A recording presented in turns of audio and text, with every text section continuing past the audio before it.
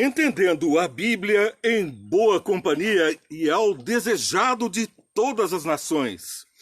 Tema da lição da escola sabatina, Isaías, consolo para o povo de Deus. Sim, o desejado de todas as nações. Mas olha que advertência nos trouxe Jesus em Mateus capítulo 24, verso 15. Versos 9 também. Então, eles os entregarão para serem perseguidos e condenados à morte. E vocês serão odiados por todas as nações por minha causa. Como o desejado de todas as nações apresentado por Isaías vai ser o motivo do ódio das pessoas contra nós. Assim, quando vocês virem o sacrilégio terrível do qual falou o profeta Daniel no lugar santo, quem vê, entenda.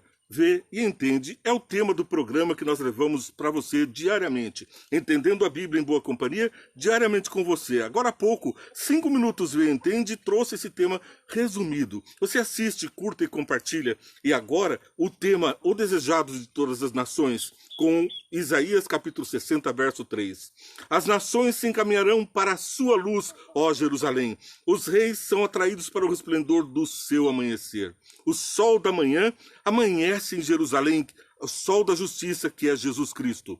Temos ainda que as nações se encaminham para a luz de Jerusalém. A luz do mundo é Jesus. Ele veio para os que eram seus, os seus não o conheceram. O odiaram e o crucificaram. Mas nós somos amados de Deus, porque ele amou o mundo, a mim e a você, de tal maneira que deu seu Filho unigênito para que todo aquele que nele crê não pereça, mas tenha vida eterna. Na vida eterna prometida por Jesus, nós temos o princípio desta vida aqui na terra. Vivendo como ele viveu, da forma como ele viveu, somos então imitadores de Cristo, como disse o apóstolo Paulo. E imitando a Cristo, não há outro caminho senão o que ele seguiu. E o caminho dele foi passar pela cruz, pela morte, pela ressurreição, pela vida, apresentar-se diante do Pai e ter seu sacrifício aceito. Cada um tome a sua cruz e siga-me. Mas a resposta vem do Senhor. Este é meu filho amado em quem me comprazo. Quero ouvir isso de Deus naquele dia onde o juízo vier. Você estará entre os filhos de Deus, entre os que Jesus colocou à sua direita, porque o vestiram, porque deram de comer, porque fizeram as obras da caridade visitando-o na prisão. Quando? Quando o fizemos a um desses pequeninos filhos de Deus aqui na terra. Sendo seus imitadores, distribuindo o pão, partilhando o pão, seguindo as suas ordenanças, como ele obedeceu aos mandamentos do Pai, ele disse, se me amardes, guardareis os meus mandamentos. Os mandamentos de Jesus são os mandamentos do Pai, porque ele veio para o que era o seu e para que nós conhecêssemos ao Pai. Ele disse, quem vê a mim, vê ao Pai. Quem obedece a mim está obedecendo ao Pai. Não há outro caminho, não há outro mandamento, não há novo testamento, nem nova aliança, senão a obediência e a salvação pela graça. Como? Ou é graça ou obediência. Para podermos compreender dia a dia, nós vamos perceber que aquele que obedece é porque recebeu a graça. Porque o desobediente, o rebelde, não recebeu graça alguma. Ele a recusou. O sacrifício de Jesus foi suficiente para salvar a todos. Os piores homens da terra estariam salvos se não fossem rebeldes e se tornassem ao lodo como a porca que recebeu pérolas ao focinho, foi banhada e perfumada, mas assim que solta retornou ao lamaçal. Jesus nos comanda a graça. É através da morte dele que nós somos salvos. Não há outro meio, nós não temos justiça suficiente em nós mesmos, sequer para equiparar um trapo de imundície, que era o pano que as mulheres usavam para conter a menstruação.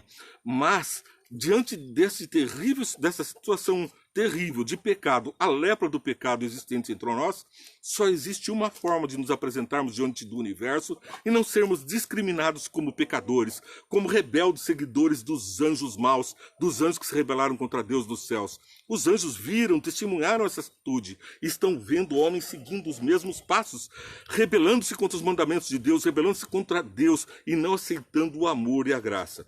Então vamos passo a passo. Jesus veio e morreu por mim, eu não estava nem aqui. Mas eu já estava nos planos dele lá no Éden. Ele planejou a redenção do mundo quando planejou você e a mim. Então ele veio e morreu por nós. Nós temos a graça, a justiça dele imputada pela graça. Ele morreu no meu lugar. Nada mais justo, portanto, de que eu viva. Porque se eu merecia a morte, porque o salário do pecado é a morte, e Jesus morreu no meu lugar, e ele que era justo, não tinha pecado, enfrentou uma morte injusta. Justa porque justamente morreu por mim. Mas agora, no universo, não pode dizer que eu sou um pecador. Eu sou um justificado pela graça de Jesus. Contemporaneamente às atitudes de Jesus, eu também devo agir como ele agiu. É a graça que muda o meu eu. Se vocês me amarem, guardareis os meus mandamentos. Ele não disse guarda os meus mandamentos para serem salvos. A salvação veio dele, a fonte da vida, a fonte da água, a fonte de tudo que é bom. Mas, porque fomos salvos, em gratidão, fazemos o que ele mandou. Se me amardes, guardareis os meus mandamentos. E quais são os mandamentos de Jesus? Além de todos os ensinos, ele resumiu tudo diante daquele jovem rico. Ama teu Deus sobre todas as coisas e ao teu próximo como a ti mesmo. É impossível amar ao próximo se não recebermos esse dom de Deus, porque a natureza humana é de egoísmo, é de pecado. Mas ao nos voltarmos para Jesus, compreendemos a sua obra e agimos como ele agiu. Nos deixamos crucificar pelo bem dos semelhantes. Nos entregamos como ele entregou em vida de santidade, porque objetamos ao pecado, temos ojeriza, temos horror de seguir os passos do diabo. O diabo crucificou Jesus e quer crucificar a mim e a você agora aqui na terra. Ele não põe uma cruz na nossa frente, ele põe a droga, o vício, ele põe a promiscuidade, a mentira, o roubo, o furto. Opa! Roubo, furto, não está lá nos 10 mandamentos? Não adulterarás, não matarás, não furtarás, não mentirás, não cobiçarás a casa do teu próximo. Não tem como fugir. São os 10 mandamentos que estão seguindo passo a passo os ensinos de Jesus. Além do mais, ele disse, ama teu Deus sobre todas as coisas. E os primeiros 4 mandamentos falam da minha relação com Deus. Não ter outros deuses diante de mim, não falar o nome do santo nome de Deus em vão, não fazer e nem prestar culto a imagens de esculturas. Ele abomina essas coisas e pede que nós reservemos esse dia, o dia do sábado, para passar com ele. E não é egoísmo, ele quer dar bênçãos, ele quer estar presente, ele quer estar junto, ele quer a nossa companhia. Estranho demais, ele tem a companhia de anjos, é adorado por eles, o universo com seus planetas, cheio de gente boa. E ele quer passar o sábado comigo e com você. Na viração do dia ele está conosco. Durante o dia ele nos abençoa. Mas as ricas bênçãos são benfazejas, são fortes na viração do dia e no sábado. O dia que ele santificou. E santo é aquilo que é separado para Deus. Por isso, 6 dias trabalharás, diz o 4º mandamento. Temos que trabalhar, mas o 7º dia é o sábado do Senhor teu Deus. Nele não farás nenhuma obra. Por quê? Porque é santo, Deus separou para ele. Lembra-te do dia do sábado para o santificar, diz o mandamento. 6 dias trabalharás e farás toda a tua obra, mas o 7º dia, não há dúvida, é o 7º, é o sábado do Senhor teu Deus. Nele não farás nenhuma obra, nem tu, nem teu filho, nem teu servo, nem tua serva, nem o teu animal, nem o estrangeiro que está para dentro das tuas portas. Ninguém deve ser obrigado para nós a carregar o peso do pecado. Temos que ser aliviados no sábado, sentirmos o regozijo de antes do pecado, que Deus estava conosco, agora no sábado está conosco novamente. Nós temos alguns trechos muito interessantes que estão reportados aqui na lição O Desejado de Todas as Nações, justamente um resumo do livro Testemunho para Ministros e Obreiros Evangélicos, página 414 e 415. Dirijo-me, aqui é Ellen White falando, dirijo-me ao povo de Deus que está hoje mantendo firme sua confiança, que não se apartará da fé que uma vez foi dada aos santos, que está em pé em meio às trevas morais dos dias da corrupção. A palavra do Senhor para vós é, eu me alegrarei por causa de Jerusalém e exultarei o meu povo. Isaías 65:19. Não podemos ver aqui o paternal amor de Deus expresso para com aqueles que se apegam à fé em justiça? Entre Deus e seu povo existe mais íntima relação. Não somente somos alvos de sua misericordiosa graça, de seu amor perdoador. Somos mais que isso. O Senhor se regozija em seu povo. Entendeu porque ele quer passar o sábado com a gente? Ele se regozija, ele tem alegria, ele quer estar conosco. Ora, se alguém importante, um presidente, alguém de autoestima pública viesse ter contigo, você viraria as costas e iria fazer as coisas do teu cotidiano? Nós temos o Rei do Universo que veio passar conosco e se regozija na companhia desse pecador que constantemente se desvia dos seus caminhos. Ele tem alegria em me trazer no braço ao caminho da luz. É a ovelha que cai no despenhadeiro, ele busca dos espinhos e a coloca no redil junto com as demais ovelhas, nas ovelhas salvas. Nele se agrada, ele é o seu penhor. Ele embelezará a todo aquele que o serve com inteireza de coração. Não adianta eu ser feio por causa do pecado, o universo me objetar. A graça de Jesus me transforma, ele nos transforma. É o que está dito aqui, nos reveste de justiça. Ama os que fazem sua vontade, que lhe refletem a imagem. Fomos feitos à imagem e semelhança de Deus, do pó da terra. Pecamos, nos transformamos à imagem e semelhança do diabo. Agora ele tem prazer em refazer, eis que farei novas todas as coisas. E então Ellen White diz, ele os reveste de justiça. Ama os que fazem sua vontade e lhes refletem a imagem. É fazendo a vontade de Deus que os homens vão louvar a Deus, diz Paulo. E o apóstolo Paulo, ao dizer isso, reconhecia que pelas obras as pessoas saberiam que estamos salvos. Porque como poderia dar bom testemunho um assassino contumaz? Um ladrão que está constantemente no erro e que quer continuar no homicídio, na morte, no adultério, no furto, no roubo, na cobiça? Não dá.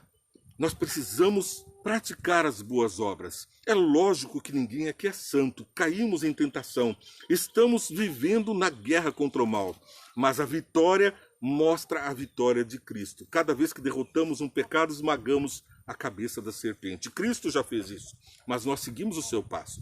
Todos os fiéis e verdadeiros são transformados à imagem de seu Filho. Na sua boca não há engano, pois estão sem falta diante do trono de Deus. Que maravilhosa inspiração veio de Ellen White ao escrever testemunhos para os ministros e obreiros evangélicos, página 414 e 415. Ela não acrescentou nada sobre o que a Bíblia fala, apenas lançou uma luz sobre os trechos que falam da graça e da justiça. Somos salvos pela graça e essa é a maior justiça que o céu poderia fazer. Morreu no meu lugar. Que o ímpio abandone o seu mau caminho e o homem mau os seus pensamentos. Converta-se ao Senhor, que se compadecerá dele, e volte-se para o nosso Deus, porque é rico em perdoar. Isaías 55, 7. O livro de Isaías nos enche do Santo Espírito. E para terminar, temos um outro trecho de parábolas de Jesus. Jesus, o desejado de todas as nações, página 205 e 206. Não dê ouvidos às sugestões do inimigo de permanecer afastado de Cristo até que faça melhor, até que você seja bastante bom para ir a Deus. Se você esperar até lá, nunca você irá a Ele. Se Satanás lhe apontar as vestes imundas, repita a promessa de Jesus. O que vem de mim, de modo nenhum lançarei fora. João 6,37. Diga ao inimigo que o sangue de Cristo purifica de todo pecado. De todo pecado. Não tem nenhum que Jesus não perdoou, não purificou, não limpou. E se eu estou purificado, como diz aqui João 6,37, as obras do mundo já não me atraem. Por isso a graça me alcança. Sou salvo pela graça, mas salvo do quê? Do pecado, de pecar. Nós estamos dia a dia subindo a escada rumo aos céus. A escada que estava posta entre os céus e a terra por Jesus é a cruz que nos eleva a um alto patamar, à imagem e semelhança de Deus. Você assistiu Entendendo a Bíblia em Boa Companhia? Parabéns, nós estamos juntos caminhando rumo ao lar. Não perca também, todos os dias, 5 minutos, Vem Entende, o resumo dessa programação. Que Deus te abençoe, te guarde e te guie nos seus caminhos. Nos seus caminhos sejam os caminhos de Deus desenhados para você. A cartografia é dos céus, a bênção é para você. Que Deus te abençoe.